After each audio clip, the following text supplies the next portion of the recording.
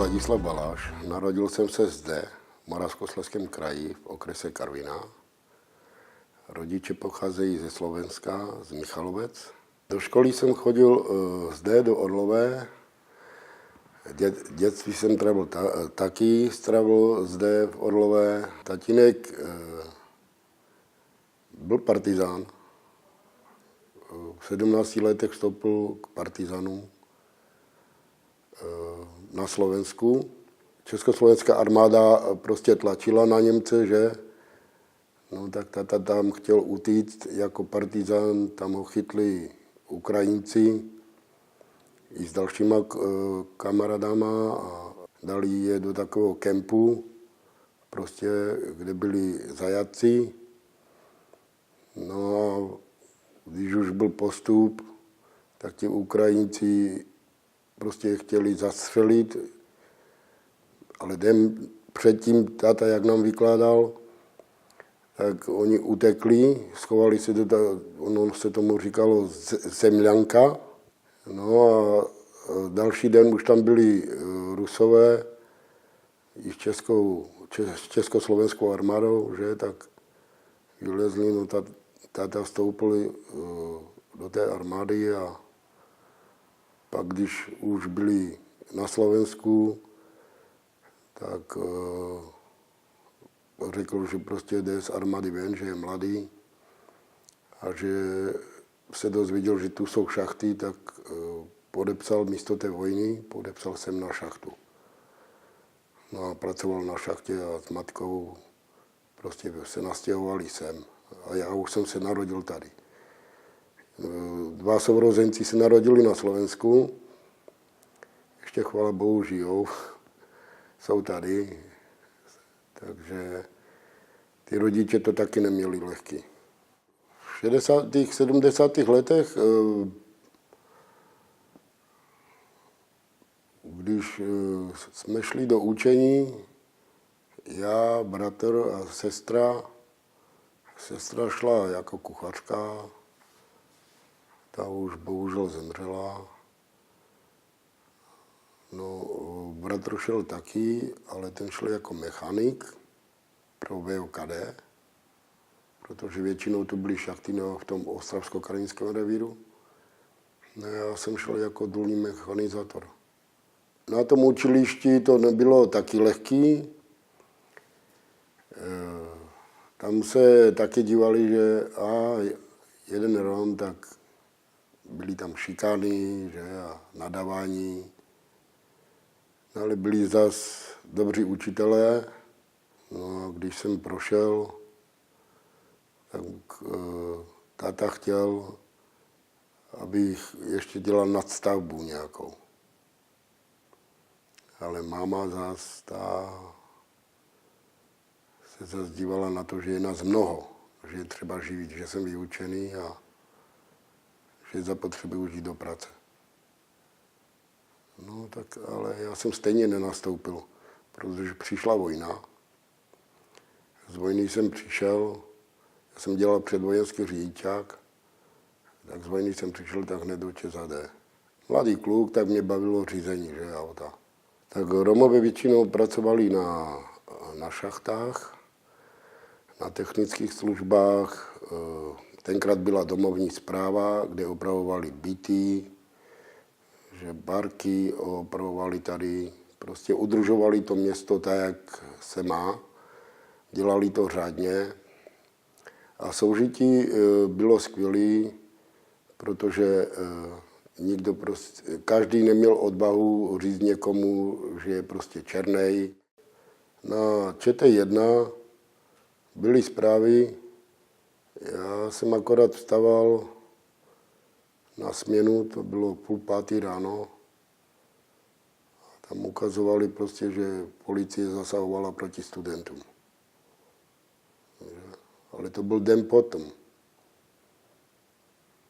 Říkám, něco se děje, manželce, tak se dívej na zprávy a odpoledne jsem doma ze šichty, bo já jsem šel na raní. No a pak už, jak byl víkend, tak jsem se neotrhl od té televize. No a potom už jsem kontaktoval kluky z toho přípravného výboru Rojky. Po směně, když jsem přišel, tak já jsem sedl do auta, protože já jsem auto měl. Tak jsem měl do toho Bílovce, kde jsem zháněl Janka Horváta. No a tam jsme se setkali a začali jsme prostě blábolit, co se bude dít a jak. Už jsme taky věděli, že to půjde k horšímu s Romama. To už jsme věděli dopředu. Takže jsme říkali všem prostě ti, co nemají dokončené školy, aby si udělali nějakou večerní školu a tak. Tak jsme něco dali dokupy. No a napsali jsme Emilovi Šťukovi.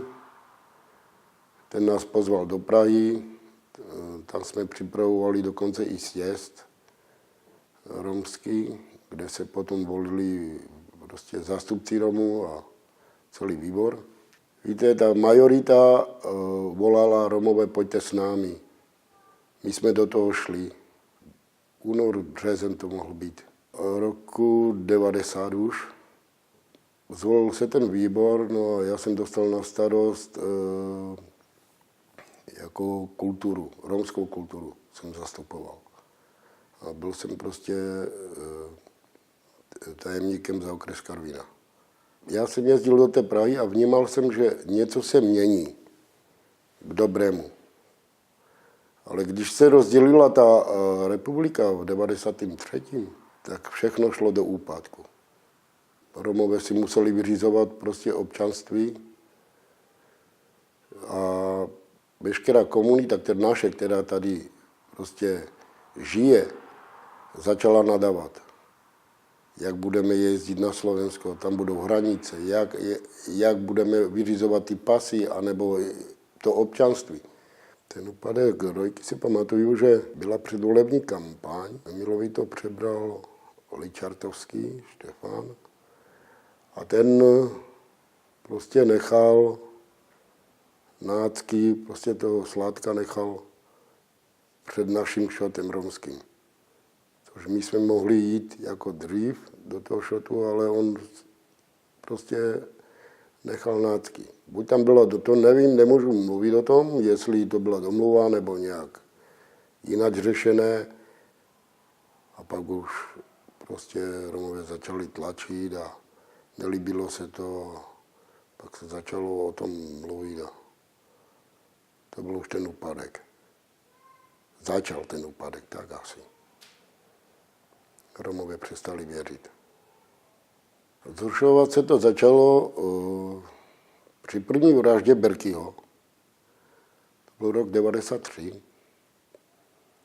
A pak po Helence Bihariové, pak už tam nastávaly komplikace, že prostě každý měl soukromý majetek nebo pozemek, zákaz vstupu, kde viděli Roma, prostě tam ho zmlátili nebo zmordovali tak, že byl těžce nemocen a nikdo nebyl souzen. Byla to beztrestnost. To byly útoky beztrestné. No a mě to štvalo, že prostě nikdo se neangažuje, tak v mém městě, kde se stalo, taky prostě závažný čin se stal, tak jsem se angažoval. To šlo o čin úmrtí neboli zavraždění Milana Lacka. Do případu jsem se dostal, protože Milan Lacko byl švagr. Každý o mě věděl, že tady něco dělám, že jsem členem Rojky, že mám nějakou funkci. Tak přišli za mnou a dělej s tím něco. A tak já jsem to nahlasil už prostě do té rady, mezi rezortní komise.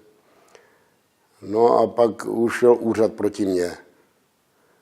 Co to dělám, proč se angažuji, že do toho mi není nic, ať do toho nestrkám nos, že budu mít problémy a takové věci. Šlo o to, že prostě on šel pro děti, kteří byli u babičky, no a když se vracel od babičky s dětmi, tak ho napadli prostě skinheadi, dokopali ho tam a pak policie řekla, že ho přijelo nakladní auto. Já jako bývalý řidič v ČSAD, tak jsem věděl, oč jde, tak jsem se angažoval.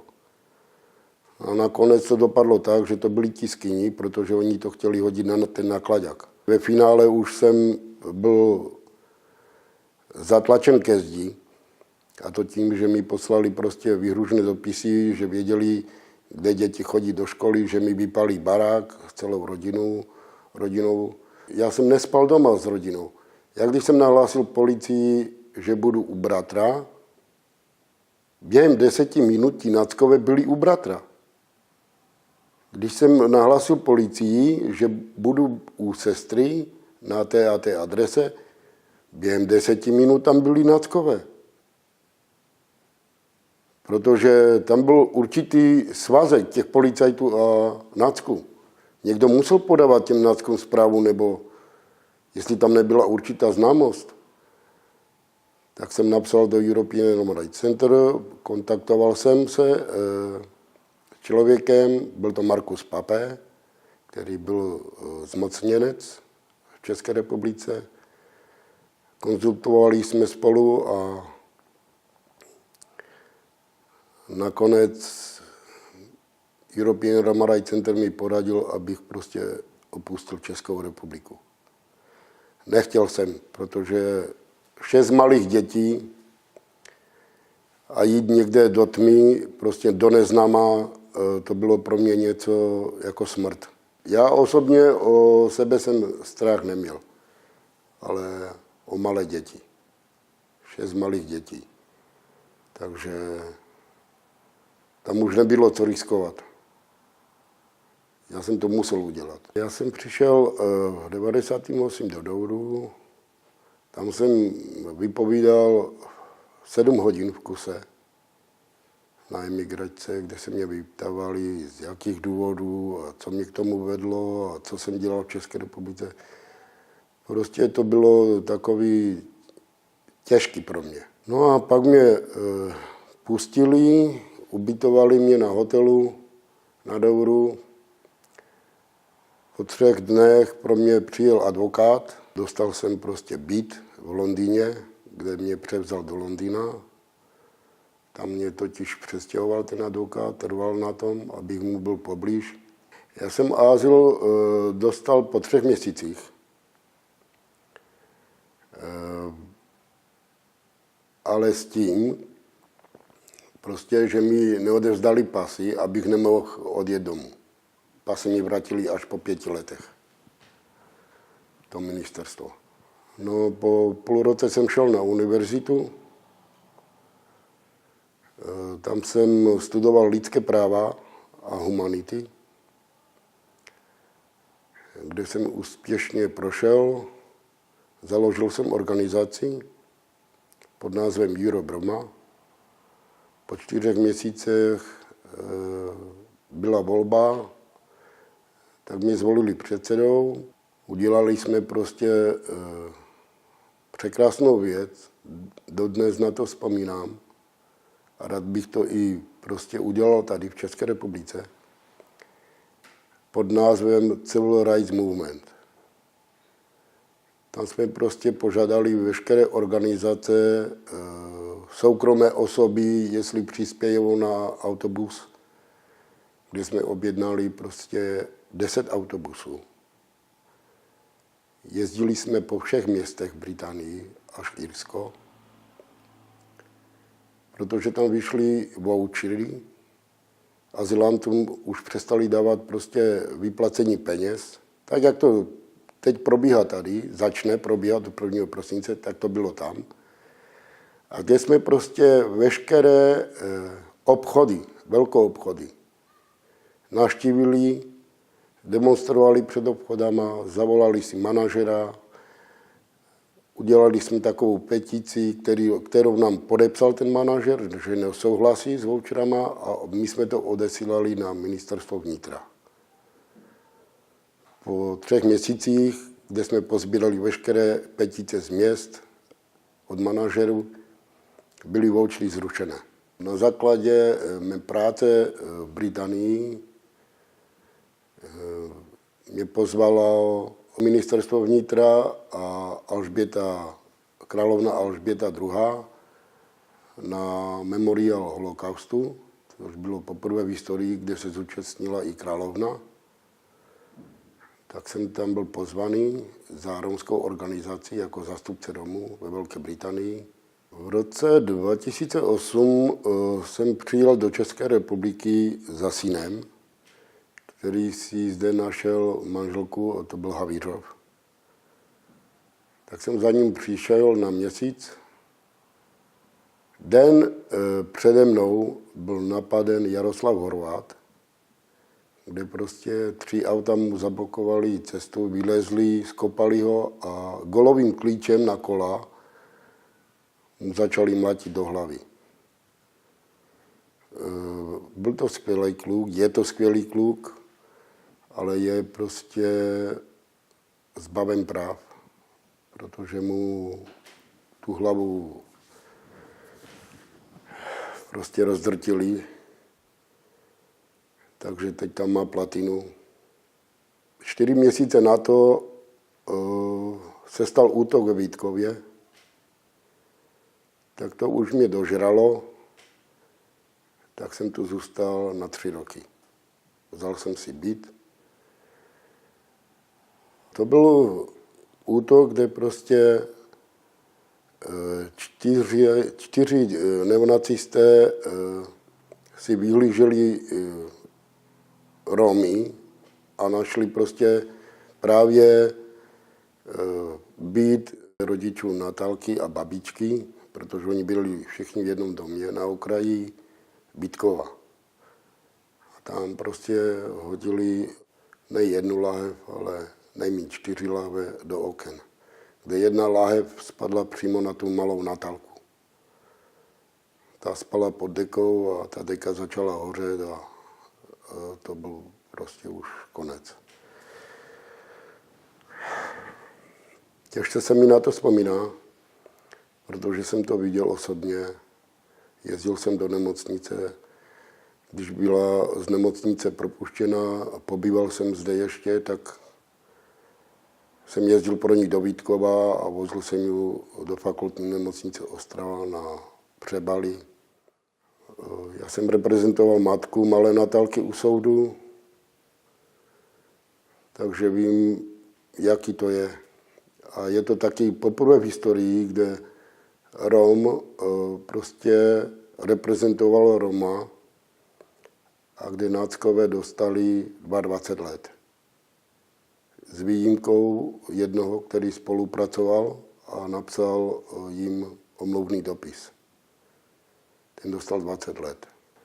A vyšlo dokonce z jednoho, že udělali největší blbost, že když hodili ty láhve, tak měli tam zůstat a vyčkat, až oni vylezou ven a postřílit je všechny. Její maminka se soudu nezúčastňovala až u závěrečných řečí, kde prostě řekla, že se vzdává veškerých práv na odškodnění. Jen kvůli tomu, aby ti neonacisté byli tvrdě potrestaní.